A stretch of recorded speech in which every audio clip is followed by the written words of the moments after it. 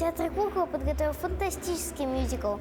Необычные куклы, удивительные декорации, имитирующие звездное небо, салон самолета, аэропорт и городские пейзажи. Это все для нас с вами. В спектакле используются видеопроекции и уникальные декорации, и меняют необычную для нашего театра систему кукол на шестах. Когда одна кукла движется, а несколько кукол с ней рядом синхронно исполняют все движения.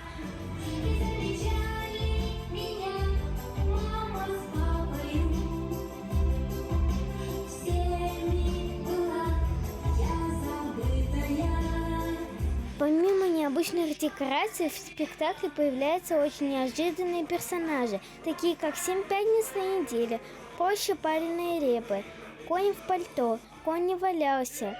Все они, по примеру главной героини, захотят известности и начнут бунтовать. Главная героиня спектакля – овечка из детских снов под номером 345. Одна из тех самых овечек, которых мы считаем, когда не можем уснуть. Только вот из сада до 345 овцы счет никогда не доходит. Обычно люди засыпают гораздо раньше, где-то на овце 25. А как же 345-я? Ведь она ничуть не хуже своих старших собратьев. Она такая замечательная и прекрасная, а никто этого не замечает.